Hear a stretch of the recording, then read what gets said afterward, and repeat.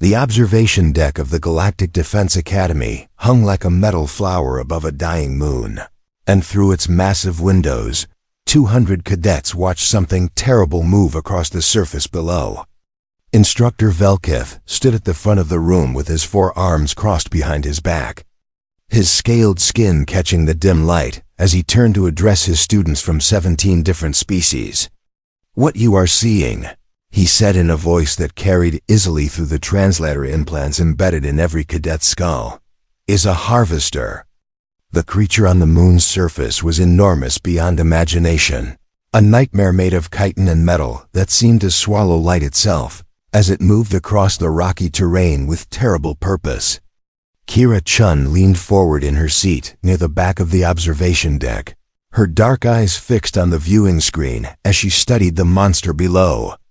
She was the only human in the advanced tactics program, and she was also the smallest person in the room by a significant margin. Most of the species represented here stood 2 meters tall or more, with bodies built for strength and endurance that made her look like a child among giants. But Kira had learned during her first week at the academy that size meant nothing when it came to the mind.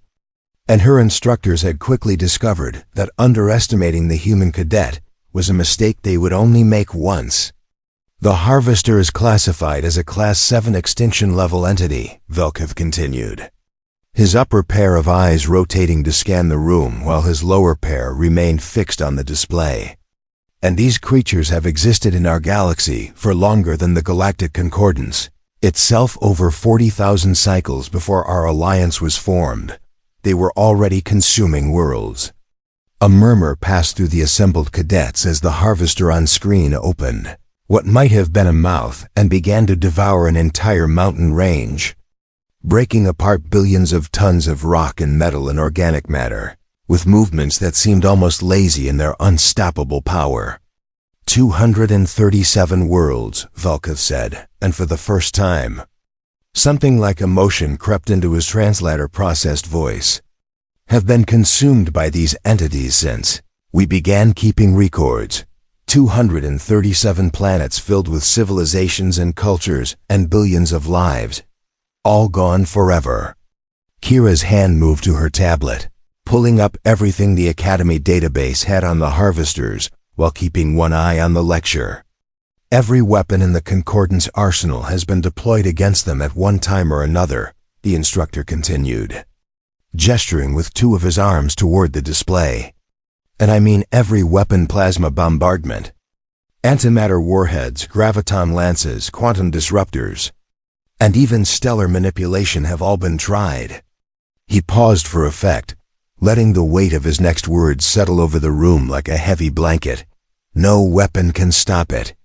The words hung in the air, and Kira saw several of her fellow cadets lower their heads in what looked like acceptance or perhaps despair. "The only defense against a harvester," Velkith said, "is evacuation. The only strategy that has ever saved lives is to run as fast as possible and pray to whatever gods you believe in that the creature chooses a different world to consume." On the screen below, the harvester finished consuming the mountain and began to move toward what appeared to be an ancient city, its massive limbs carrying it forward with a speed that seemed impossible for something so large. "Our exercise today will focus on theoretical evacuation protocols," Velkith announced, turning away from the display to face his students directly. "And you will calculate optimal civilian transport routes for a colony of..." "Sir?" Kira's hand was raised, and every eye in the room turned toward her with expressions ranging from curiosity to annoyance. Velkith's upper eyes rotated to focus on her while his lower eyes remained fixed on his teaching notes. A gesture she had learned indicated mild irritation. "Cadet Chun," he said, his voice carefully neutral, "I have a question about the harvester's defensive capabilities," Kira said, keeping her voice steady even as she felt the weight of 200 stares pressing down on her. "Specifically regarding kinetic impact resistance." The Dorvaxian cadet sitting next to her, massive creature covered in gray fur with tusks that curved upward from its lower, Jaw made a sound that her translator interpreted as condescending laughter. "You wish to know about kinetic weapons," Velkith said.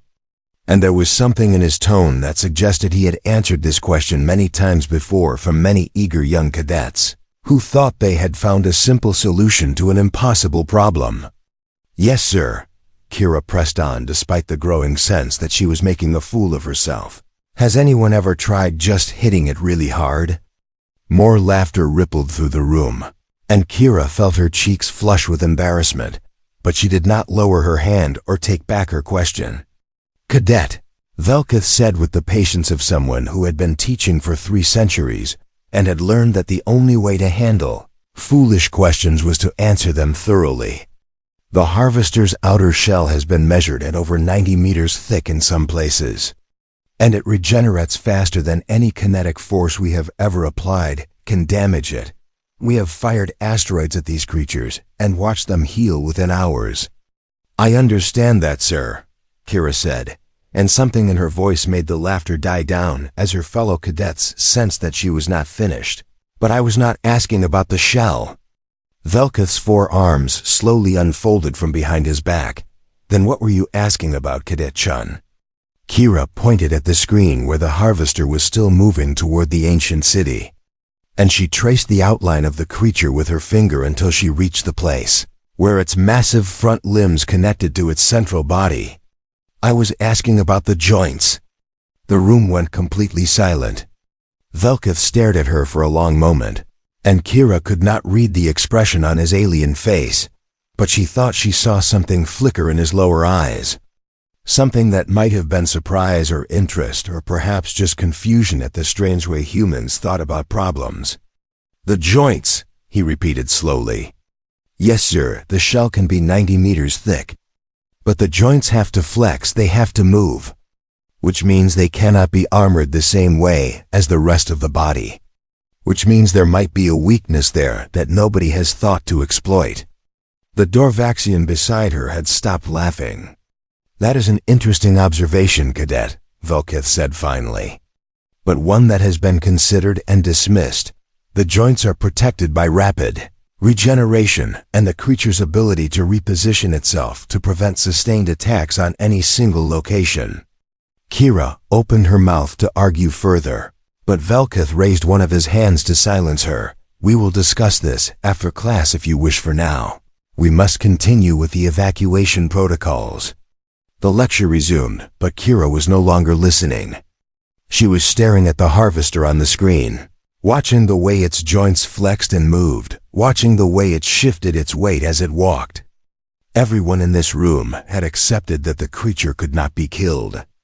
Everyone had given up. But Kira Chun was human, and humans did not give up. They did not accept impossible. They did not stop asking questions just because the answers were hard to find. She would find a way to kill it.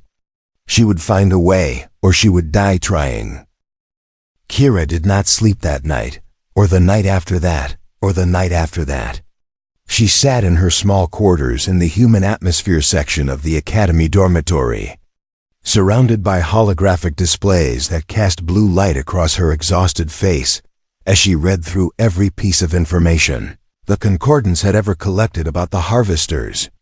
237 encounters over 40,000 years. 237 times that the greatest civilizations in the galaxy had thrown everything they had at these monsters and failed. But failure was not the end of knowledge. Failure was data, and data could be studied and understood and used to find better solutions. Her roommate Sorath observed her through the transparent barrier that separated their quarters, their crystalline body humming with frequencies that Kira's translator interpreted as deep concern. Sorath was a Vethkai, a species made entirely of living crystal that communicated through vibration and light.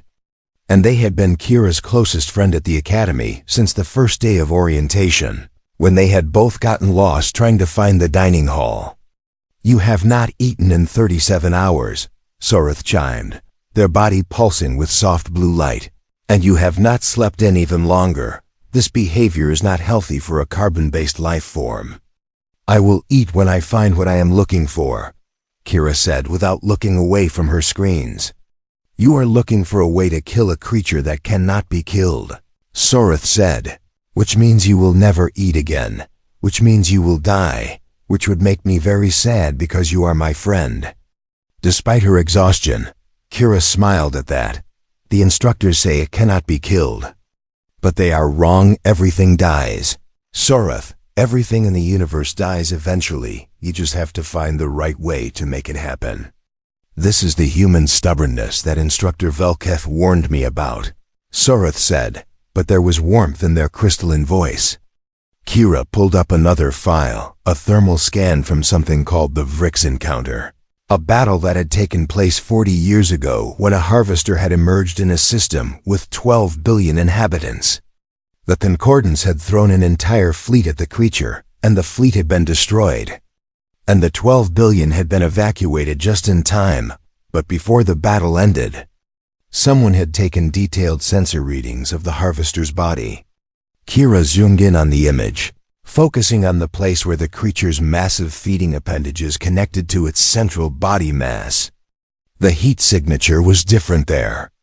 The shell glowed hot with the energy of plasma weapons and antimatter explosions, but the joint tissue was cooler, weaker, less protected. Show me that Kethaner incident, she said to the computer, and another file opened beside the first. The same pattern, cooler temperatures at the joints. Show me the Battle of Vorn Prime. Same pattern. Show me every thermal scan we have of a harvester, cross-reference them, and highlight any consistent weaknesses. The computer worked for several seconds, and then the holographic display changed to show a composite image of a harvester, with bright red markers at every joint on its body. The joints, Kira whispered, her exhausted heart beating faster with excitement. They cannot armor the joints, they have to keep them flexible. Which means they cannot regenerate as quickly there, which means they can be hurt. Soreth leaned closer to the transparent barrier, their crystal body flickering with the light of sudden interest. Even if this is true, they said, no weapon in the Concordance fleet has the precision to target a joint while the creature is moving. And even if you could hit it, what weapon would deliver enough force to cause real damage? Kira was quiet for a long moment, thinking hard about everything she knew about weapons and physics and the way the galaxy worked. The Concordance had abandoned kinetic weapons centuries ago because energy weapons were better against shields and armored hulls. Plasma could burn through metal. Antimatter could destroy matter itself, and graviton beams could tear ships apart at the atomic level.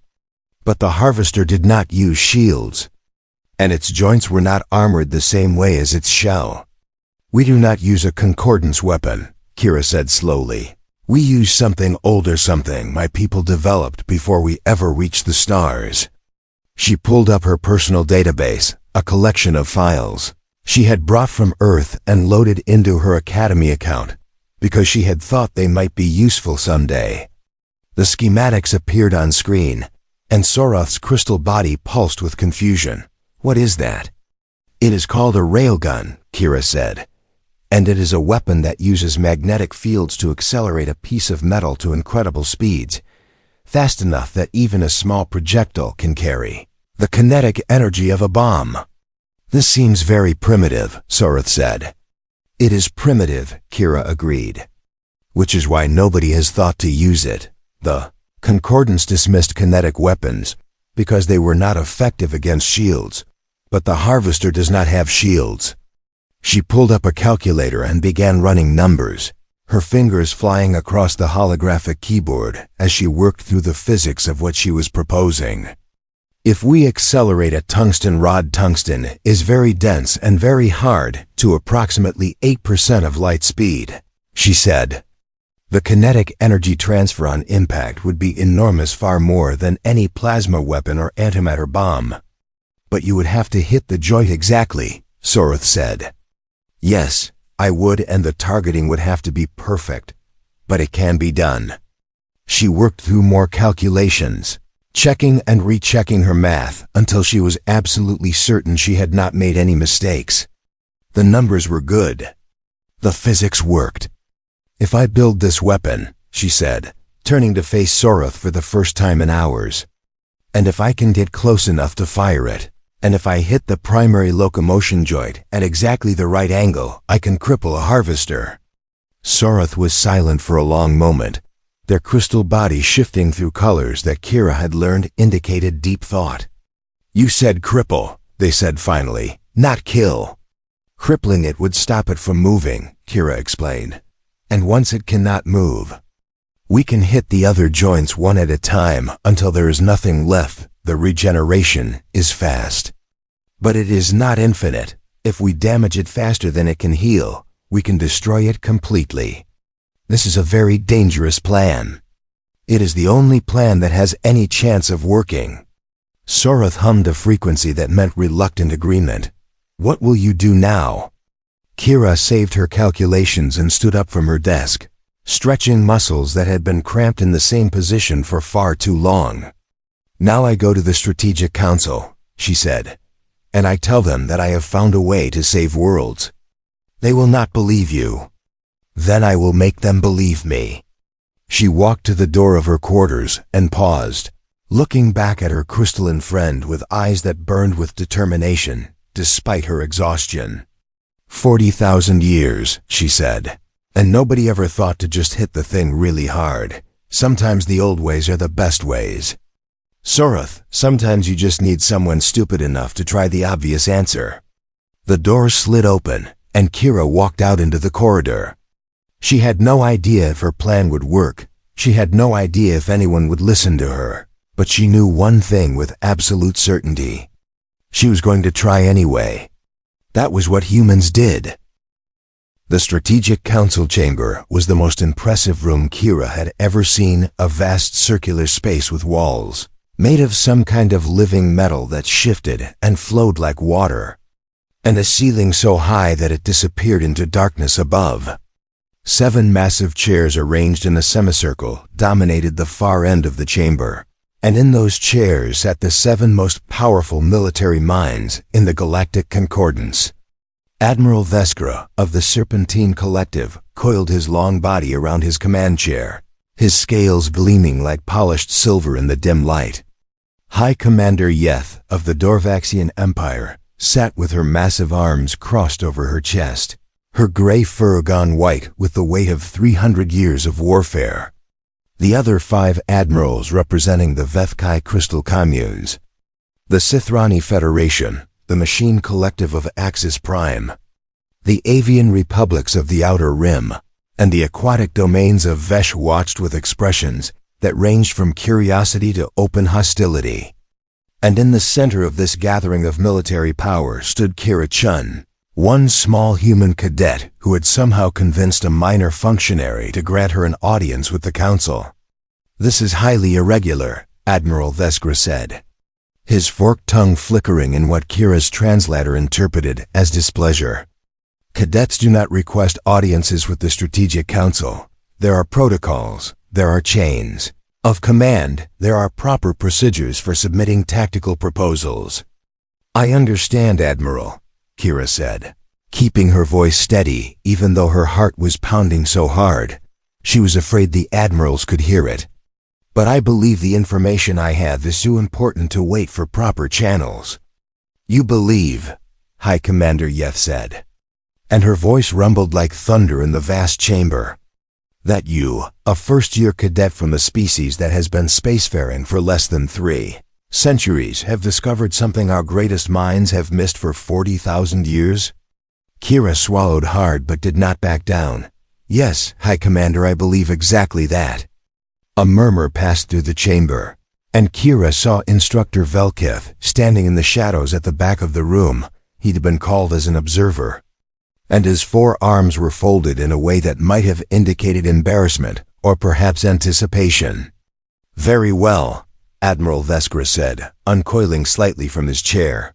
"We will hear your proposal, but I warn you, Cadet Chen, if you have wasted this council's time, there will be consequences." Kira nodded and activated the holographic display she had prepared, filling the center of the chamber with a detailed image of a harvester. "For 40,000 years, she began, the Concordance has fought the harvesters with energy weapons, plasma, antimatter, graviton beams. Quantum disruptors. Every advanced weapon in our arsenal has been deployed against them, and every weapon has failed. We are aware of our own history, High Commander Yeth interrupted. Yes, High Commander, but I believe the reason every weapon has failed is that we have been using the wrong approach entirely. She zoomed the holographic image to focus on the joints of the harvester, highlighting them with red markers, just as she had done in her quarters 3 nights ago. The harvester's shell is nearly impenetrable, she continued, and it regenerates faster than any energy weapon can damage it. But the joints cannot be armored the same way, they have to remain flexible, which means they are vulnerable. This has been considered, Admiral Veskra said. The joints are protected by the creature's ability to reposition itself and by the rapid regeneration of the surrounding tissue. No weapon can deliver sustained fire to a single joint long enough to cause permanent damage. No energy weapon, Admiral, but what about a kinetic weapon? The chamber went silent. Kinetic weapons, the machine collective representative said in its cold mechanical voice, were abandoned by advanced civilizations millennia ago. They are ineffective against shielded targets and require massive infrastructure to deliver meaningful payloads. But the harvester does not use shields, Kira said. And I am not talking about the kind of kinetic weapons your civilizations used in the past.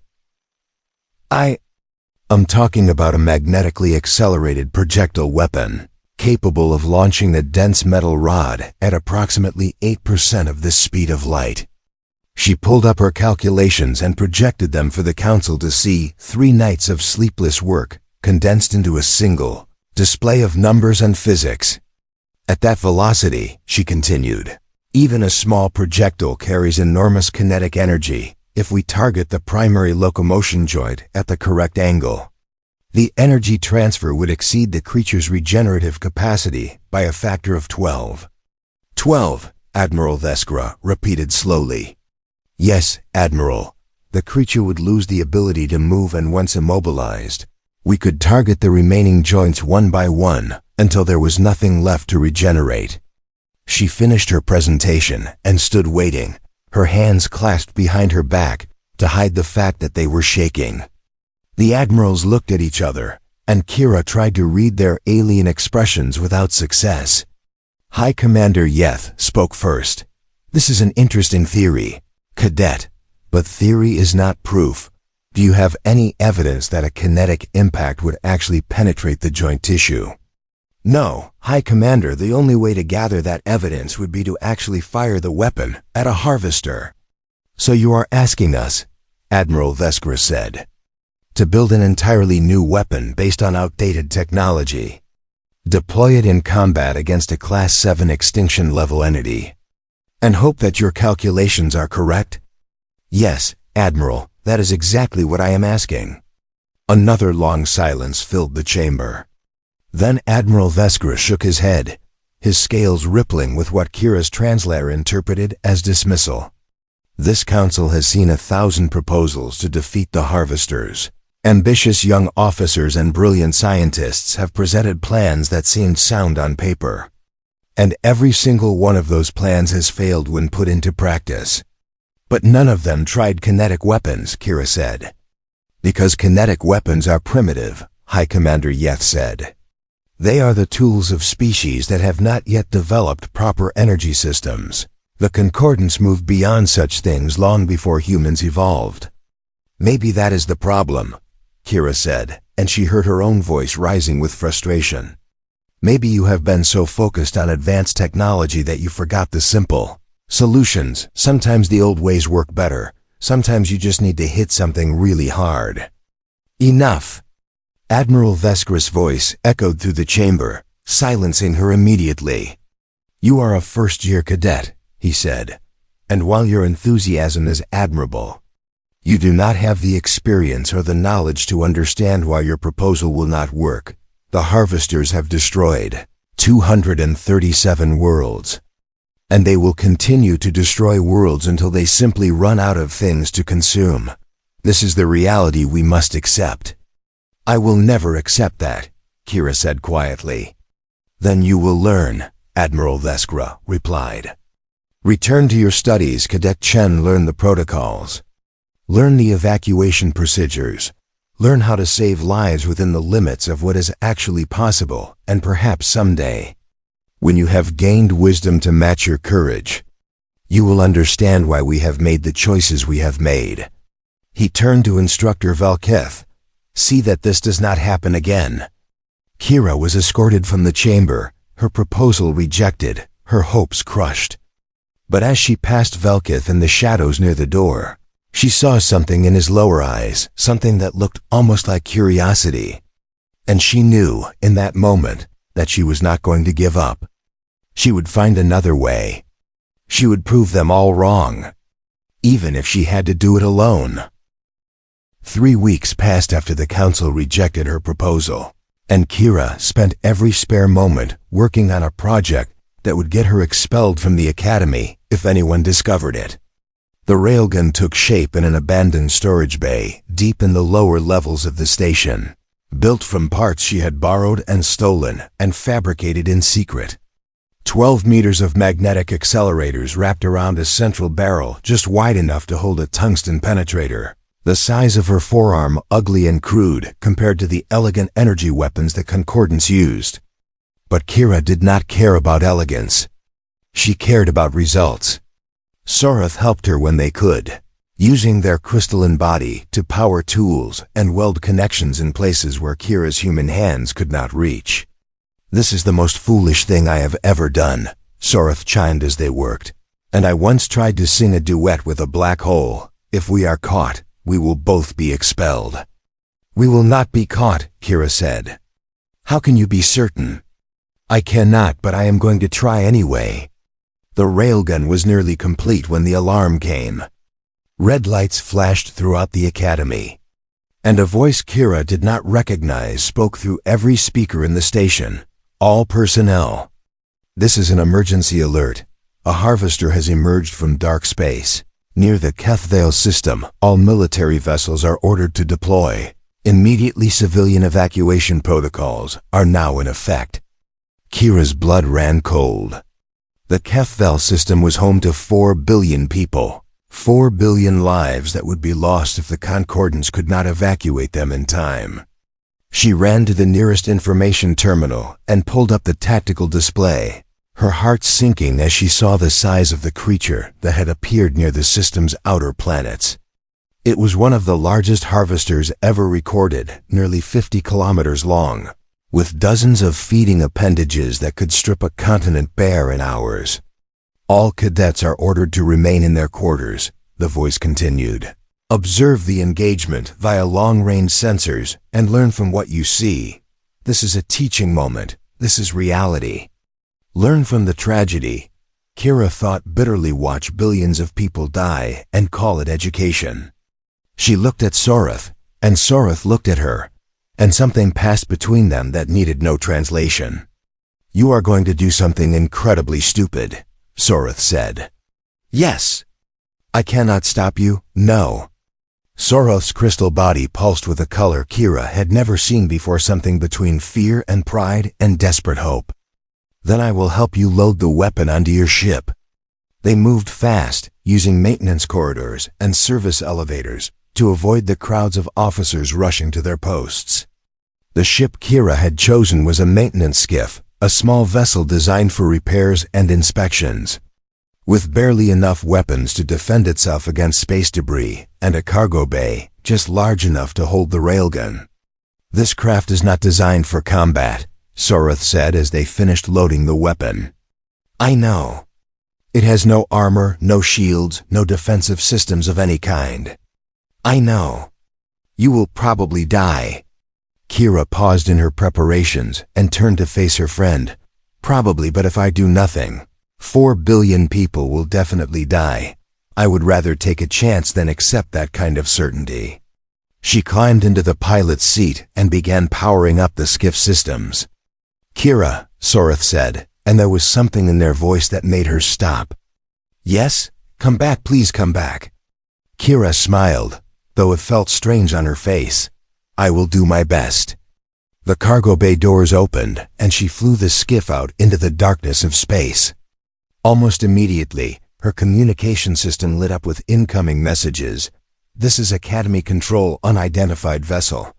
You are ordered to return immediately. Unauthorized departure during an emergency is a capital offense." Kira ignored the voice. "Cadet Chun, we are tracking your biosignature. You will face court-martial. You will face expulsion. You will face imprisonment. Return to the Academy immediately." She cut the channel.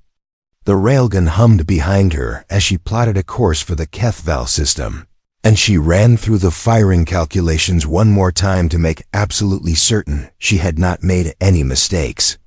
One shot, she would probably only get one shot before the harvester turned its attention to her and crushed her like an insect. One shot to prove that she was right. One shot to save 4 billion lives. She dropped out of faster-than-light travel at the edge of the HFY system and immediately saw chaos. The Concordance Fleet 200 warships representing the combined military might of 7 civilizations was engaged in a fighting retreat. Falling back toward the inner planets where evacuation ships were desperately trying to load civilians. The harvester moved through the fleet like a god walking through a field of flowers, ignoring the plasma fire and antimatter bombs that splashed against its shell without effect. Ships died around it. Cruisers and destroyers and carriers, crewed by thousands of soldiers, who had known this fight was hopeless, but had come anyway because duty demanded it. "Unknown vessel, you are in a restricted combat zone." The voice was different now, a military commander, not an academy administrator. "Identify yourself and withdraw immediately. This is not a drill. This is not a training exercise. If you remain in this area, you will die." Kira opened a channel to broadcast on all frequencies. "This is Cadet Kira Chin of Earth. Currently stationed at the Galactic Defense Academy. I am about to do something incredibly stupid. Please do not get in my way." She pushed her skiff's engines to maximum and dove toward the harvester. The creature's forward locomotion joint filled her targeting display, a gap in the massive armor where flexible tissue connected 2 sections of impenetrable shell. Her finger hovered over the firing control. The railgun charged behind her, magnetic coils building power until the air in the cargo bay crackled with energy. "Cadet Chun, whatever you are doing, stop immediately."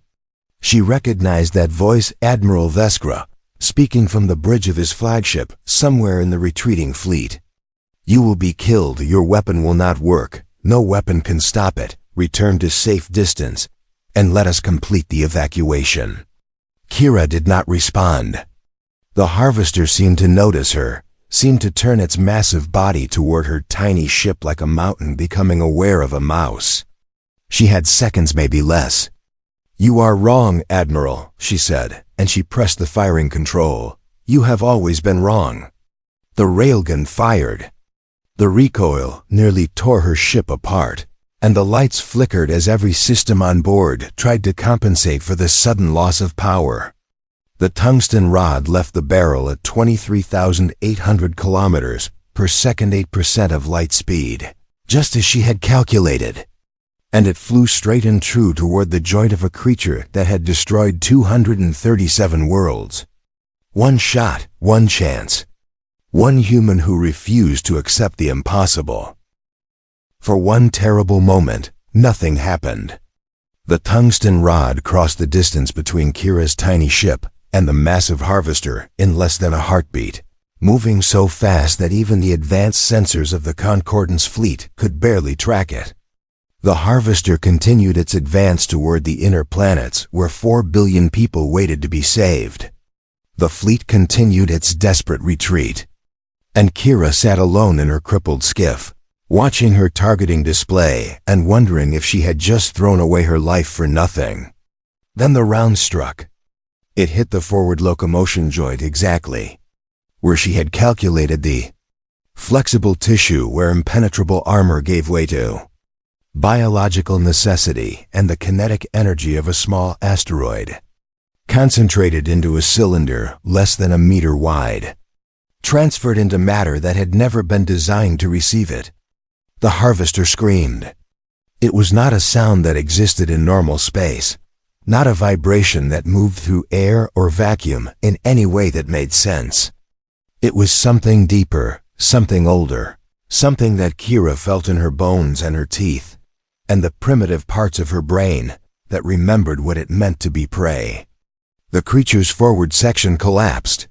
400,000 tons of extinction-level entity that had been holding itself aloft with casual ease suddenly lost the ability to support its own weight, and the front half of the monster crashed into the planet's upper atmosphere with a force that created shockwaves visible from orbit. For a moment, the entire battlefield went silent. Then Kira grabbed her communication controls and broadcast on every frequency her damaged ship could reach. All vessels. This is Cadet Chun. Target the remaining joints. I am transmitting targeting data. Now kinetics only. Repeat. Kinetics only. Do not let it recover. No one responded. The fleet hung frozen in space, hundreds of warships crewed by thousands of soldiers who had spent their entire lives believing that the harvesters could not be hurt, and now they had just watched a single human cadet in a stolen maintenance skiff prove that belief wrong. Seconds passed, and Kira felt despair beginning to creep into her heart. If the fleet did not act soon, the harvester would regenerate, and all of this would have been for nothing. Then a voice broke through the silence, a voice she recognized, a voice that carried the weight of 3 centuries of teaching and learning and searching for answers. This is Instructor Velkith, the voice said. I am assuming tactical command under emergency protocol 7 all vessels. You heard the cadet kinetics only. Target the joints. And the fleet opened fire. Railgun rounds and mass driver shells and magnetic accelerator projectiles streaked across the battlefield. Guided by the targeting data, Kira had transmitted data based on 3 sleepless nights of research and calculation. Data that told them exactly where to hit and how hard. The harvester tried to regenerate. It tried to shift its body to protect its remaining joints. But it was too slow, too damaged, too overwhelmed by the sudden change in tactics that it had never evolved to counter. One by one, its joints failed. One by one, sections of its massive body collapsed and fell and burned.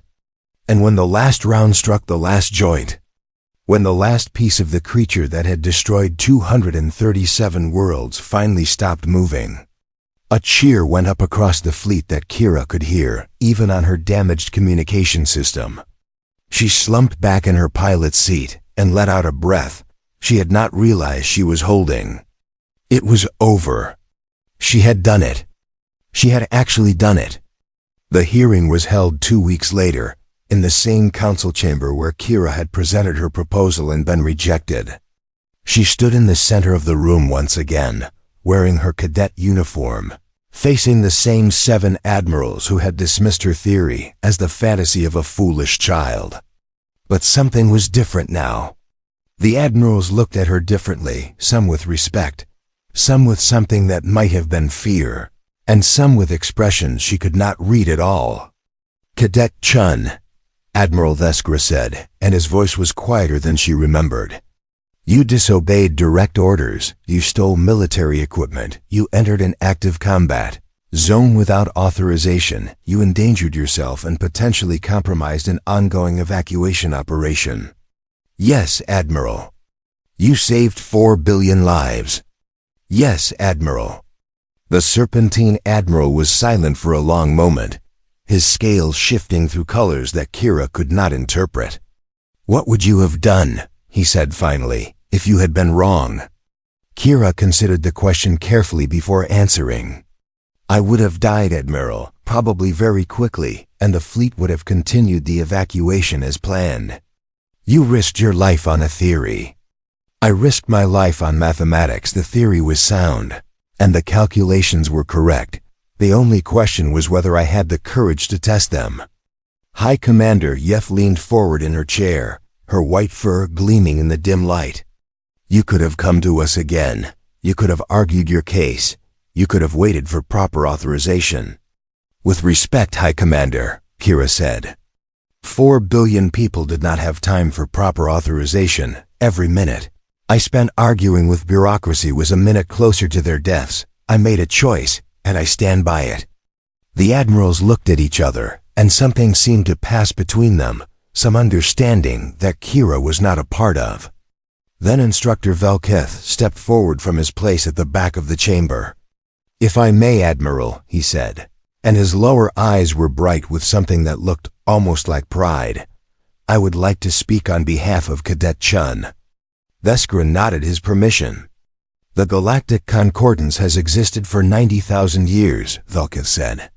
And in that time, we have developed protocols and strategies that have served us well. We have learned caution and patience and the wisdom to know when a fight cannot be won." He paused, and his gaze moved to Kira. "But perhaps that wisdom has also made us blind, perhaps. We have forgotten that some problems cannot be solved by caution and patience. Perhaps we have forgotten that sometimes the only way forward is through, and perhaps that is why the galaxy needed humans." Admiral Veskra made a sound that might have been a sigh. "Cadet Chun," he said, "you have broken more rules than I can count. You have embarrassed this council. And you have proven that our best minds missed something that should have been obvious under normal circumstances. You would face severe punishment." Kira's heart sank. "But these are not normal circumstances," the Admiral continued, "because you have given us something we had not had in 40,000 years, hope, and for that, we are grateful." He rose from his chair and slithered toward her until he was close enough that she could see her own reflection in his silver scales. "The Concordance has endured for 90,000 years by adapting to new threats and new ideas. We did not achieve that by punishing those who challenge our assumptions. We achieved it by learning from them." He extended one clawed hand toward her. "Welcome to the Advanced Tactics Division, Lieutenant Chen. We have much work to do, and I suspect you will be leading most of it." Kira took his hand and shook it firmly. She had come to the academy as a cadet from a young species, a species that many considered primitive and stubborn and incapable of understanding the true complexity of the galaxy. But she had shown them something today. She had shown them that stubbornness was not a weakness. She had shown them that refusing to accept the impossible was not foolishness. She had shown them the human way, the way of courage and determination, and the absolute refusal to give up, even when every voice in the universe said that victory was beyond reach. And now, standing in the chamber where she had once been dismissed as a child playing at war, she knew that this was only the beginning. There were more harvesters out there, more threats that the Concordance had deemed unstoppable, more problems that needed someone foolish enough to try the obvious solution. And Kira Chun was ready to face them all. Because that was what humans did. They fought. They survived. And they never, ever gave up.